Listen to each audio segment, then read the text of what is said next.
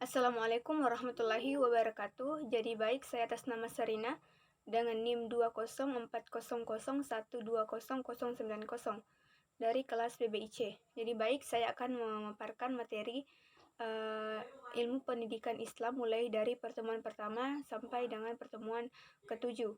Jadi baik untuk pertemuan pertama saya kira tidak perlu dijelaskan karena pada pertemuan ini kita hanya membahas tentang kontrak perkuliahan saja. Jadi baik, saya langsung beralih kepada pertemuan kedua. Yang pertama yaitu pengertian ilmu pendidikan Islam. Yang pertama, pengertian ilmu bersandar pada berbagai pendapat di bawah ini melahirkan beberapa definisi tentang ilmu. Di antaranya adalah yang pertama, dalam Kamus Besar Bahasa Indonesia, mengartikan ilmu adalah pengetahuan tentang suatu bidang yang disusun secara bersistem dengan metode-metode tertentu. Yang kedua, Nur Ubiyati mengemukakan dengan pandangan yang hampir senada bahwa ilmu adalah kumpulan dari beberapa pengetahuan yang telah disusun secara sistematis, terklasifikasi menurut metode-metode tertentu yang bersifat ilmiah. Yang kedua, pengertian pendidikan. Diperoleh dari beberapa definisi di bawah ini, pendidikan diartikan sebagai berikut. Yang pertama, pendidikan adalah proses upaya peningkatan nilai peradaban individu atau masyarakat dari suatu keadaan tertentu menuju pada suatu keadaan yang lebih baik tentunya. Selanjutnya, menurut Kamus Besar Bahasa Indonesia terbitan Balai Pustaka, kata pendidikan berasal dari kata dasar didik yang artinya memelihara dan memberlatihan atau ajaran dan tuntunan mengenai akhlak dan kecerdasan pikiran. Dari beberapa definisi di atas dapat kita menarik kesimpulan bahwa pendidikan adalah suatu usaha sadar yang dilakukan oleh seorang pendidik dalam mewariskan pengetahuannya kepada peserta didik dan menggali potensi peserta didik melalui proses pendidikan, di mana proses pendidikan itu membuat pengajaran dan pelatihan. Selanjutnya yaitu pengertian Islam. Kata Islam berasal dari bahasa Arab, dari kata salimah yang memiliki arti selamat. Dari kata itulah terbentuk kata aslamah yang berarti menyerahkan diri atau tunduk dan patuh. Islam adalah agama yang benar di sisi Allah Subhanahu wa taala. Sebagaimana firman Allah Subhanahu wa taala dalam Quran surah Ali Imran ayat 19 yang dimana artinya sesungguhnya Islam itu adalah agama yang benar di sisi Allah Subhanahu wa taala.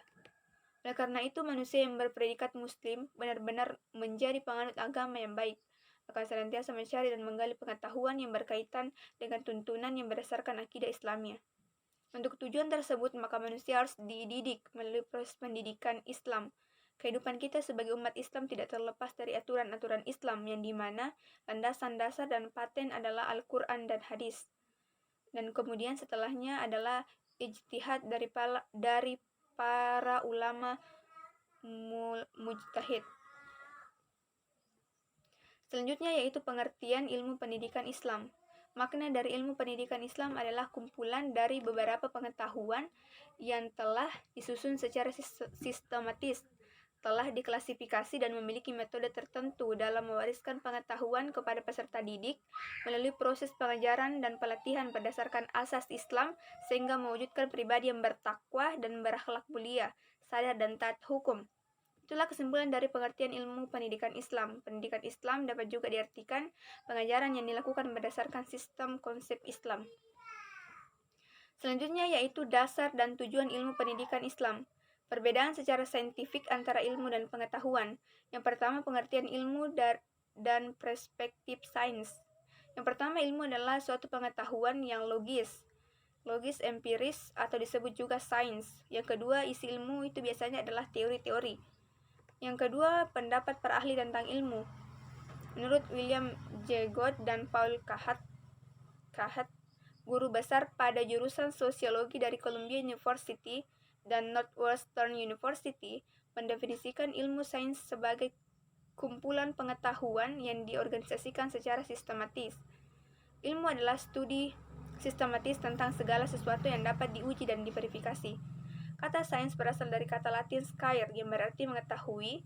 Dari pengertian inilah dapat dikembangkan menjadi suatu faktor yang paling berpengaruh dalam usaha manusia saat ini. Berbagai cabang ilmu menyelidiki hampir semua yang dapat diamati dan dideteksi. Dan akhirnya sains ini menjadi wahana atau media untuk kita mengetahui alam semesta. Selanjutnya yaitu adalah definisi pendidikan. Definisi pendidikan menurut para ahli. Salah satunya adalah Ahmad D. Marimba mendefinisikan pendidikan sebagai bimbingan atau pimpinan secara sadar oleh si pendidik terhadap perkembangan jasmani dan rohani si terdidik menuju terbentuknya kepribadian yang utama. Definisi di atas benar, tapi belum sepenuhnya mencakup seluruh yang dikenai sebagai pendidikan. Definisi itu mencakup bila membatasi pendidikan hanyalah yang berupa pengaruh seseorang kepada seseorang secara sengaja atau secara sadar. Selanjutnya yaitu adalah definisi pendidikan Islam. Pendidikan Islam atau pendidikan dalam Islam menunjukkan bahwa pendidikan diwarnai oleh Islam. Menurut Ahmad Tafsir, kata Islam dalam pendidikan Islam menunjukkan warna pendidikan tertentu, yaitu pendidikan yang berdasarkan Islam dan bimbingan yang diberikan oleh seseorang kepada seseorang agar ia berkembang sesuai dengan ajaran agama Islam itu sendiri. Selanjutnya adalah tujuan pendidikan Islam. Tujuan pendidikan Islam menurut para ahli. Yang pertama menurut Al-Attas, tujuan pendidikan Islam adalah untuk mewujudkan yang namanya manusia yang baik. Jadi dengan adanya pendidikan Islam dapat mewujudkan terwujudnya suatu manusia yang baik. Selanjutnya yaitu menurut Marimba. Menurut Marimba yaitu adalah terbentuknya manusia yang berkepribadian muslim. Selanjutnya menurut Al-Abrashi, manusia yang berakhlak mulia. Hampir sama dengan yang dikemukakan oleh Al-Attas.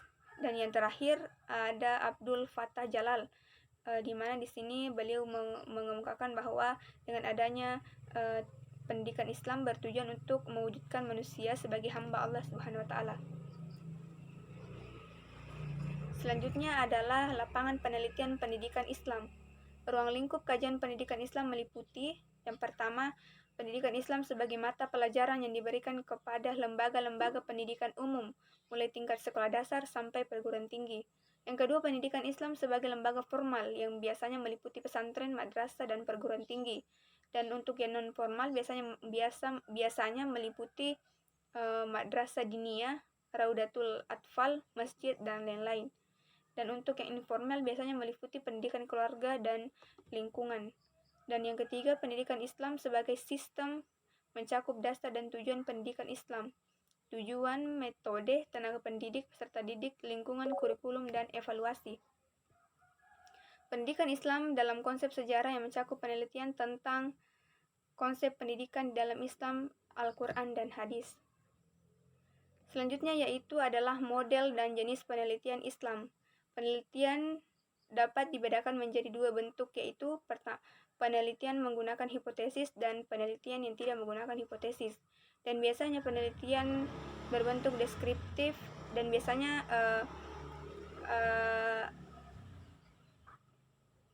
suatu penelitian yang tidak menggunakan hipotesis biasanya dapat berupa dalam bentuk deskriptif, filosofis, historis, dan penelitian evaluasi.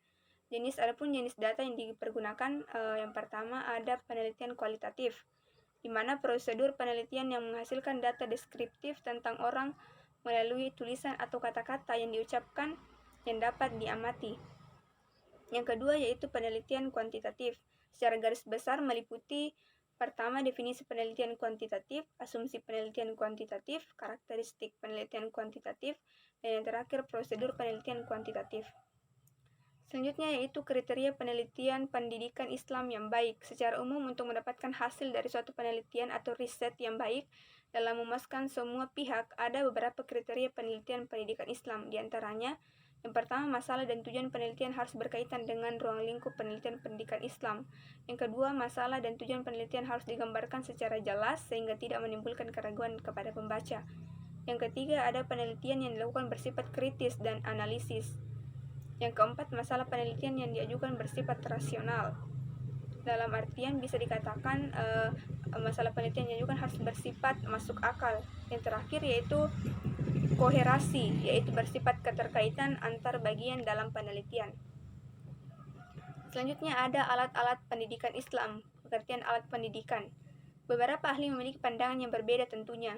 Yang pertama ada menurut Sutari Imam Barnadib bahwa alat pendidikan Islam adalah suatu tindakan, perbuatan, atau situasi benda yang dengan sengaja dibedakan untuk mencapai suatu tujuan pendidikan. Dan menurut Ahmad D. Marimbah, alat pendidikan sebagai segala sesuatu atau apa yang dipergunakan dalam usaha mencapai tujuan. Adapun jenis-jenis alat pendidikan Islam, menurut Ahmad D. Marimbah, dilihat dari segi fungsinya, alat-alat pendidikan Islam terbagi atas 3. Yang pertama, sebagai perlengkapan. Tanpa perlengkapan, suatu tujuan tentunya sulit untuk dicapai. Yang kedua, ada alat sebagai pembantu mempermudah usaha tujuan. Pendidik hendak memilih alat mana yang lebih efektif untuk mencapai tujuan pembelajaran. Dan yang ketiga, alat sebagai tujuan yang berfungsi untuk saling membantu. Suatu alat berfungsi sebagai alat, di mana alat ini nantinya juga dapat berguna untuk alat lain sebagai media untuk mempermudah suatu proses pembelajaran. Sedangkan menurut Hamalik dalam Arsyad 2003 halaman 2, media pendidikan meliputi yang pertama, media sebagai alat komunikasi lebih mengefektifkan proses pembelajaran. Yang kedua, fungsi media dalam rangka tujuan pendidikan. Yang ketiga, hubungan antara metode mengajar dan media pendidikan, nilai atau manfaat media pendidikan dalam pengajaran. Yang selanjutnya, pemilihan dan penggunaan media pendidikan, berbagai jenis alat dan teknik media pendidikan setiap mata pelajaran. Selanjutnya di sini ada Abu Bakar Muhammad yang berpendapat bahwa kegunaan media pendidikan adalah yang pertama, mampu mengatasi kesulitan-kesulitan dan memperjelas materi pelajaran yang sulit. Yang kedua, mempermudah pemahaman dan menjadikan pelajaran lebih hidup atau menarik.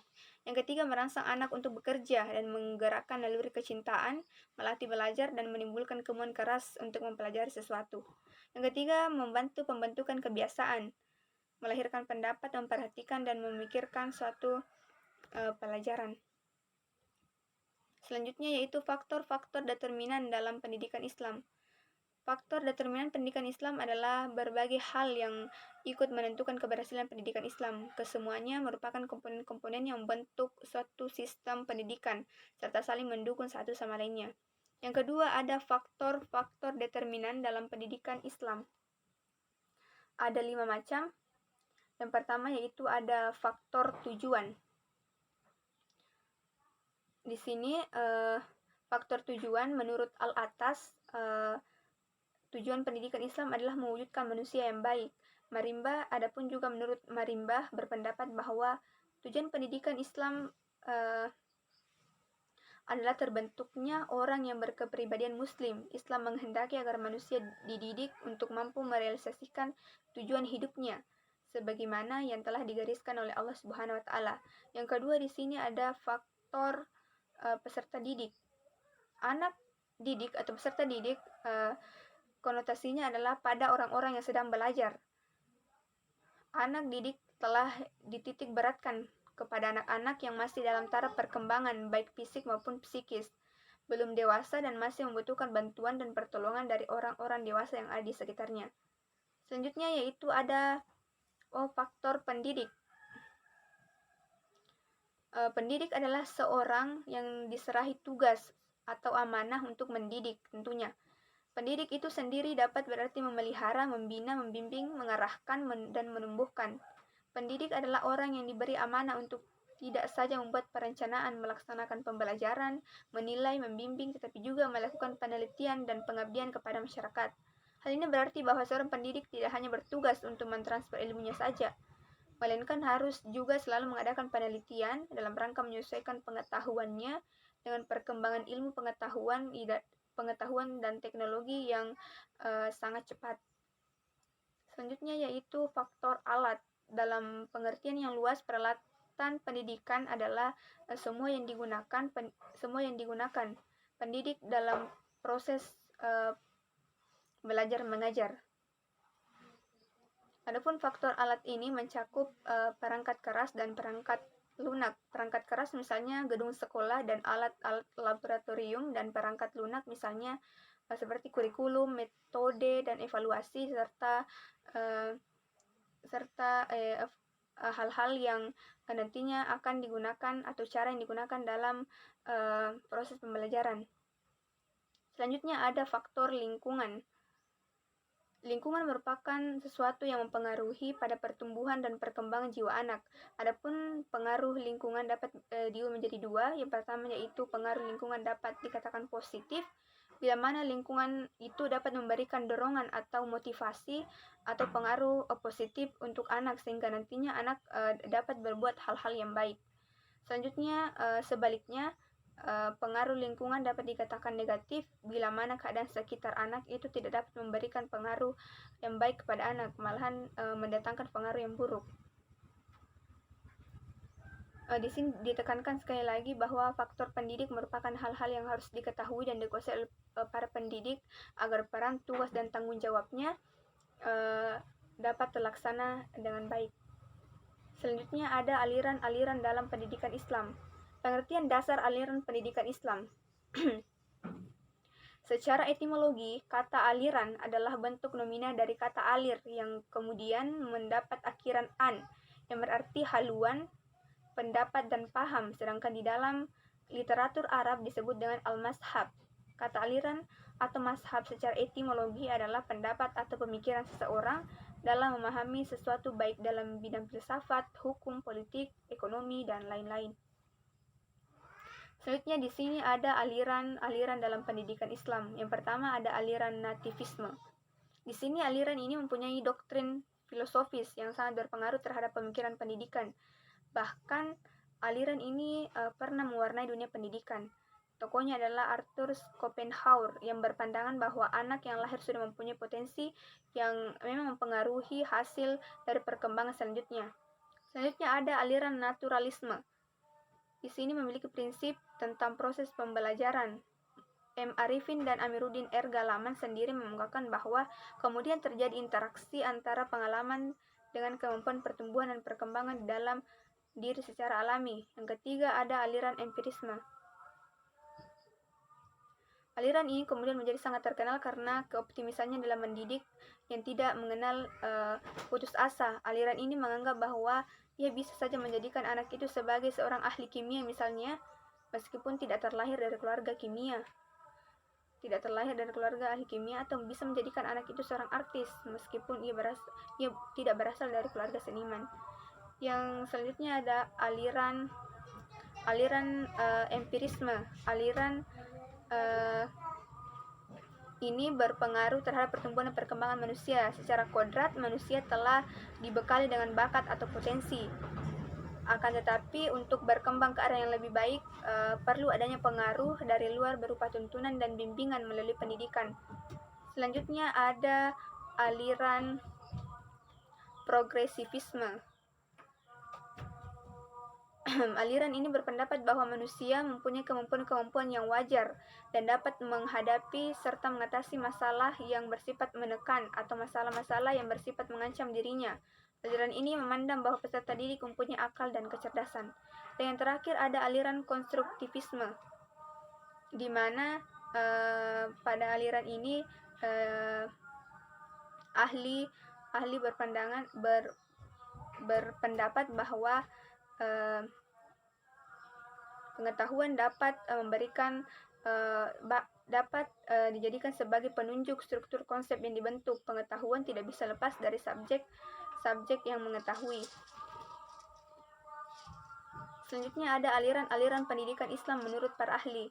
Yang pertama, Ibnu Miskawai dalam bukunya Tahsib Akhlak berpendapat bahwa setiap benda itu mempunyai form atau bentuknya masing-masing sehingga tidak bisa menerima bentuk lain pada manusia. Meskipun mempunyai pembawaan yang lemah, bisa saja diubah menjadi cepat atau lambat melalui disiplin tertentu.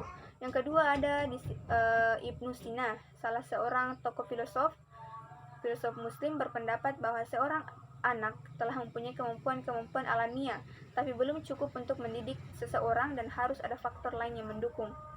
Yang ketiga, menurut Al-Ghazali, di sini beliau berpendapat bahwa anak yang lahir telah membawa fitrahnya sendiri, kecenderungan dan warisan dari orang tuanya. Jika bengkok harus diluruskan, dan jika salah harus dibenarkan, dan jika sudah benar dipertahankan dan diarahkan lagi kepada pengembangan yang lebih baik. Terima kasih. itulah pemaparan materi yang sempat saya sampaikan. Kurang dan lebihnya mohon dimaafkan. Wabillahi taufiq wal hidayah. Wassalamualaikum warahmatullahi wabarakatuh.